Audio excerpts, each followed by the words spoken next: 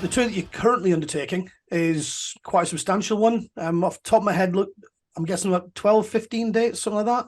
Maybe a bit Yeah, more. I think it's 13 UK shows. 13, yeah. And then we've got 2 weeks off, and then we're hitting Europe then for about 3 weeks, 3 weeks worth of shows, and then we're home. Then I think it's the 11th or 12th of December then, and we're a bit Mhm. of a break for Christmas then. Fantastic. 'Cause, I mean, what actually surprised me was I saw you guys up in Glasgow earlier on this year, and I have to admit, I missed you last Friday. Real life Okay, got in the way. I was supposed to be at the gig, and I couldn't get there. I was absolutely gutted. okay. But I saw you at the garage, March, April, something like that. Yeah, it Um, would have been March, I think. Yeah, what surprised me was seeing you play on stage, and on the side wall was a big poster saying you guys are already selling tickets for your next dates, and now yeah. you're touring in the minute, and you're already advertising dates for next year. I mean, how well planned are you? Oh, we like to get things done. We like everything to be planned and in place. And what better time to promote a new tour than while you're on tour? Like, Yeah, I suppose the do you know idea what I is mean? you're here anyway. If you like us, come and see us again. If you don't, then you know that those dates next Exactly. year are free. Like the thing is, I mean, with social media and stuff, obviously you can reach so many people, but if you've got 1,300 people in front of you that have just had an amazing time and they Yeah, know that they can already buy tickets to come and see you again, they're going to do exactly. it straight after the show. Do you know what I mean? So it's a perfect time. And you're not going to get screwed by any of those silly algorithms either. Exactly. Yeah, you get 1,300 people. It's not like, can 950 of you please cover your ears and your eyes while we tell the other ones about yeah, and then maybe somebody will tell you about it later on. Yeah, screw you So people. accurate, bro. So accurate. Like, Tell me about it. Um, so you've upsized the venues from last time. So you're playing like the garage in Glasgow, which is off the top of my head about 400, 500 capacity, and then you're I playing think 30, the garage was 700. I think 700, we've just done the O2 Academy now, which we did. 1,100, 1,200 I think we did 1,300 tickets on that one. I think it was. upstairs and And down. yeah, Yeah, and then so we're not doing Glasgow next time now. Edinburgh, I Because noticed. we Yeah, we yeah, we're doing Edinburgh and we're doing a couple of other Scottish shows as well because we do get a lot of call for to do Mhm. other areas of Scotland. Yeah. So which we're kind of spreading the Scot rather than doing one big Scotland show, we're kind of spreading it Mhm. over some other venues in Scotland. But yeah, some of the venues we're doing now next year are like over 2,000 capacities. It's wild. It's nuts. I mean, can I go back? I mean, you're not a long-standing band. No, So 2020, if I'm correct-ish. yeah, that's when everything really kicked off for us was during the initial lockdowns with the Yeah, pandemic. Um, it kind of worked really well for us because obviously everyone was at home and yeah. the only thing people had was their TVs or their phones, really. So for us to for us to be seen all over the social media and TikTok was a big thing for us. Yeah. To be able to literally be in people's hands while they sat at home bored, it was the perfect platform for us, really. Mhm. And we even now, like 3 years on, we still get people speaking to us at shows and stuff and telling us how we kind of got them through lockdown and we were this kind of we were this kind of thing that people could watch and bond with their kids over Mhm. during times that were really bleak. And we've even had people saying that they wouldn't be here now if it wasn't for us during lockdown. We kind of kept people's spirits high, and Mhm. that was never an intention for us, but to do that for people, and it feels amazing. It's Yeah, class. it's great to see. I mean, music as a whole was such a focus back then. I mean, another act which springs to mind who did much the same thing was Toya Wilcox and her husband. Again, Yeah, yeah, their shows, again, they went viral as well, similar to yourselves, for the same reasons. It was a perfect thing at the perfect time. People doing the right thing, and not just having fun, but helping other people out. It was making the best of a pretty awful situation, basically. absolutely, absolutely. So, one question I have, and again, I've deliberately done no research. This is just stuff I've heard and whatever. I don't like reading up too much because I want to find stuff out from you, not Wikipedia. Um, Yeah. when you originally started off, this was just a lockdown project. Was there ever any concept at some point where you'd go, let's record an album. Was this just something you're doing just for lockdown, just for fun, and it's just kind of just gone boom since then? Or did you ever think at the time, this is working, maybe we could do something with this? To be honest, I mean, we started doing it way before lockdown. Like the first stuff we ever did was back in like 2014, 2015.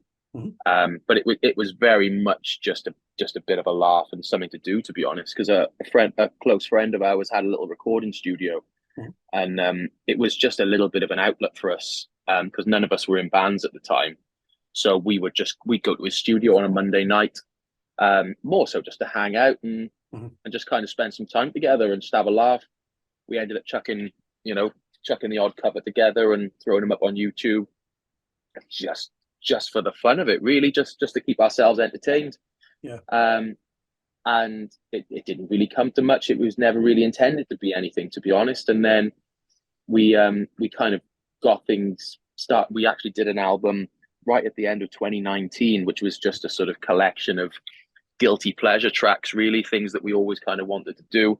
Yeah. And it didn't, we chucked it up on Spotify, and it didn't really do anything. We didn't really get anywhere with it. It was never meant to be that. It was just for a bit of fun. Yeah. And then, like I said, that we literally within the next, the following 6 months kind of changed the world and kind of changed everything for us at the same time. It was wild. And then just after lockdown, somebody said, wouldn't it be a good idea to shove you guys on a stage somewhere? Yeah. So 2021 then, Mhm. um, we we ended up working with an agent, who contacted us and asked if we were up for playing Bloodstock. And at that point, it was never the intention for us to be a live act. It was always going to be this kind of just online band that Mhm. was, just all over the socials and all over TikTok. And yeah, we kind of got thrust in. It was weird. There was talk about us doing Bloodstock, and it was only ever going to be like a 20-30 minute set. Mhm. And it kind of dwindled out, and the talks of it kind of stopped. So we didn't, we thought it wasn't happening, and then we got a call from our agent on the Sunday saying we need you to play Bloodstock on Thursday. We hadn't rehearsed at all, and No it's an pressure. hour slot. We're like, oh my god, we had never played live together as Punk Rock Factory. Mhm. We had no set in place, no rehearsals, nothing. So literally that Monday, Tuesday, Wednesday, we locked ourselves in our studio for the 3 days and worked out an hour set and drilled it. And yeah, our first ever show was to about 8,000 people on the Sophie Lancaster tent in Bloodstock in front of a bunch of metalheads. Yeah. And we were worried it was going to go one way or the other with the metalheads. They were either going to love it or they were going to absolutely hate us. And Mhm. luckily for us, it went the right way. It was class. We had 8,000 metalheads screaming Pokemon and Disney songs back to us, and it was unbelievable. That was bucket list moment. That was. Anyone who would be surprised by that has never met a bunch of metalheads. I mean, to be fair, I think the vast majority of us are nerds and geeks and outcasts. And to quote the back of my hoodie, moshers, freaks, and so forth. Yeah, it's just who you are. You're the people on the outside. And I don't think I know a single metalhead who couldn't name at least 15 Pokemon, apart from maybe It's me. so true. But you start off with your guilty pleasure tracks. You've thrown together a couple of themed albums as well. There's a recent surprise drop recently as well. You've done TV themes and kids cartoon themes. Yeah. Obviously the musicals more recently as well. Obviously your first ones, as you said, guilty pleasures. Oh, let's do something with these because we like these songs. Yeah. Are there any songs that you've really wanted to do a version of and it just doesn't work? You can't make it work as a punk rock song. It's happened on every album. We've themed the albums. We've done guilty pleasures. We've done a couple of Disney albums. We've done TV themes. We've done like early 2000s alternative stuff. We've done the musicals, and on every single one of those albums, there's been a handful of tracks that we've either started and never finished, or tracks that we would start and work out pretty quickly that weren't going to work, or we didn't like, or we weren't happy with. All four of us are absolute perfectionists in our own way.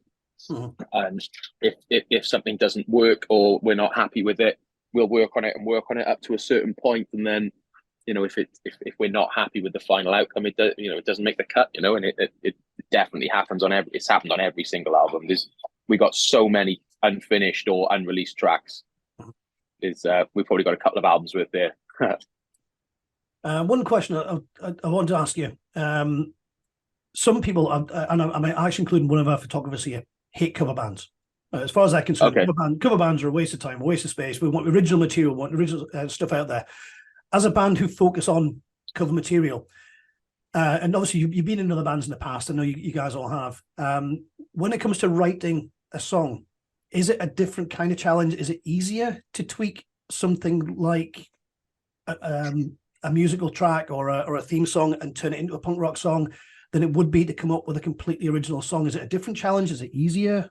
Do you know what, man? Anyone that says that we're just a cover band, or anyone that says they don't like cover bands, I write my own music. You should write your own music. Mm-hmm. I challenge that person to rewrite a Disney song or rewrite a musical track. And I'm telling you now, it's way harder to do that than it is to sit in your bedroom and write your own song. Right, interesting. Because we're not just a cover band. Like we play songs that people that have already been written, mm-hmm. but we rewrite those songs. And to rewrite songs that are classically scored for Disney or classically scored for musicals, mm-hmm. you got to have something about you to do that. It's not as easy as putting 4 chords together and writing your own song and singing about an ex-girlfriend. Like, or hammer smashing faces, or all that easy death metal stuff. In it. Yeah, because there are quite a few bands out there who are doing what you do, but not necessarily in your genre. There's a few ska bands that do, again, cover Disney stuff in the past as well. And one of the features we have on our website is a classic cover. And we put 2, 3, 4, 5 of them up a week. And I totally agree with what you're saying. A reworking of a song is completely different from just going, let's just play that song the same way the original artist did. That's a totally different kind of fish. I'd agree with 100%. And listening to some of your songs as well, you've got a Disney song which is about a 2.5-minute song, and you'll have it as a 3.5, 4-minute because you've added your own stuff. How difficult is that? And again, I'm asking somebody who knows what they're doing and who's had a lot of practice at this. How difficult is it to add those little bits in to make it sound like it's part of the original song, but it's actually your own little riffs? That's what we like to do is to pick parts of that song. So just for example, on the Moana track, How Far I'll Go, it was like a flute or a panpipe part that was very, very, very subtle at points throughout the chorus. Instead, our lead guitarist picked up on that and then wrote an entire guitar riff just around this one tiny bar of flute or panpipe or whatever it was. Yeah. And he then wrote an entire guitar line based around that.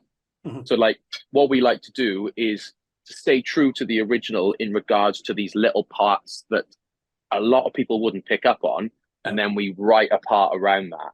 And sometimes it's hard, sometimes it comes really easy, but like what we like to pick up on these parts that a lot of people wouldn't necessarily pick up on, but then when you hear them, it's instantly recognizable, you know?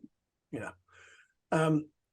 So looking at what you've covered so far, you've done the Disney stuff, TV themes, musicals. Is there other genre somewhere where you're thinking we could do an album? Oh, we got loads of ideas for albums going forward, but we've recently just signed a record deal in Japan. So we'll be, I think potentially our next album will be maybe focused towards the Japanese market, whether that's kind of like the manga, anime kind of side of things, which again, I think it'll be tailored towards the Japanese market. But as you say, you know, a lot of alternative music fans are this kind of, you know, like you say, like geeky people and stuff like that. So you know, I'm proud of it. Damn it. That maybe, you know, maybe anime fans or manga fans and things like that. So, you know, it may actually end up appealing to our kind of fan base anyway. So, you know, it will be more tailored Japanese wise, but you know, I think that's potentially our market anyway. Yeah, well, it's interesting, the Japanese picking up. I mean, the Japanese market is massive, and it's one of those things I've always spotted with albums coming out, and even Tortured Demon, who you may be aware of. They played Bloodstock the same year as you. They've got a Japanese edition of their recent album, and they always seem to have the Japanese releases were always the ones which historically had the bonus material on. Even if you go back to the 80s and the 90s, if you get hold of a Japanese edition of Slippery When Wet, it's got 2 tracks on it that aren't on anybody else's. Well, it's funny you say that. Our musicals album has actually got an extra track on it for the Japanese market. How and why? I mean, how do they get that? Nobody else does. I'm generally curious. Well, our label in Japan, they wanted a Japanese exclusive track, so we actually did an extra track to be released. But to be honest, it is actually you can actually listen to it. It is available now on Spotify and stuff. The extra track. So Tomorrow from Annie was done. All right. Specifically for the Japanese market, but it is, it's on YouTube. It is available to stream as well in the UK. So yeah, you can still see it. Yeah. The other question about the songs I've got is in regards to copyright and covers and so forth. Funny enough, I was just by chance caught Bandcamp's T's and C's the other day, and one of the things that specifically is on it, and I think this might be one of the new ones because I think it came through the email, was no covers. Unless you got the rights to it, you can't put covers up on Bandcamp anymore. And right, okay, yeah. About that. How do you go about the rights for that? Because I know, generally speaking, a cover is generally all right for you to perform live and so forth, as long as you credit the original artist and don't try and claim it's your own work. But when it comes to actually recording it and publishing it, are there any additional hurdles to go through? And I'm just thinking of advice for other bands that might want to be following in your shoes, that kind of thing. Yeah, so in terms of distribution, I mean, we use a company called DistroKid, but there's a lot of other companies out there that do it. Where we everything that we do gets distributed through them before it hits any stores or any streaming platforms. And with that, we pay cover licenses for every single track we do. We pay a cover license, a yearly cover license for every single track that we've got. And then what happens with that then is that any revenue made from the song gets distributed to the original bands or songwriters or composers or performers or whatever of that song before any revenue comes to us. So it's very much out of our hands, but everything's above board, everything, and everything's paid. And, we only see revenue once all the original artists and composers are paid, basically. Yeah. Yeah. So in short, it's something you need to be aware of if you're planning on. 100%. I mean, it's pretty simple, for anyone that, may be looking at doing it. If you're going to go through distribution, then to have your music available on streaming platforms is when you're uploading it. It's very much a tick box exercise. Is this a cover? Yes, it is. You need to find out who the original artists and writers and stuff are. You need to put those in, and they get credited, and they get their cut before you see anything. It's quite a straightforward process, to be honest. Yeah, so it sounds like Bandcamp maybe haven't got that in place, which is why they're stopping doing it, perhaps. So yeah, that is one of the reasons why we've never used them, to be honest. Yeah, and there's again a lot of news about Bandcamp at the moment. A lot of it not particularly favourable. So it's a bit of a shame as well. With the Bandcamp Friday has been really popular for our up and coming bands recently. We'll have to see how they continue. So just to wrap up, Peej, because I know, as I said, this is your one day off and a big all good. So what dates have you got coming up next? You're currently just finished. So we're playing Oxford tomorrow. I will tell you now. I got them in front of me. Bear with me. Oxford tomorrow. Then we're doing Leeds. Then we've got London, Southampton, Manchester, and Birmingham. Yeah. A couple of weeks off. They're all sold out apart from Oxford tomorrow. There's a handful of tickets left for Oxford tomorrow. But then everything after that is sold out. I'm gonna aim to try and get this online either late tonight or tomorrow morning. So if you are watching this and you haven't got a ticket to go and see these guys in Oxford, there are some left. And from somebody who missed seeing them the other day, they're really worth going to go and see. I'm really pissed off about not seen the show. So we can expect 2 dates from you next year. You're saying you've got some ideas. Are we looking at maybe an album release before the tour next year? Probably. We haven't got anything in place yet, but I mean, there's a year between now and then, so I would imagine there'd be something done. Yeah. Fantastic, Peej. It's been an absolute pleasure. Thanks very much for giving up your time. No worries at all. Popping those tunes and lockets back and everything. Get your voice and fine work in order for tomorrow night. That's the plan. I'm sure we'll catch you in 2024, if not before. You will, man. Thanks very much for having me. No, you're very welcome. Thanks very much indeed. Cheers. Thanks very much, dude. Take it easy. You too. Bye-bye.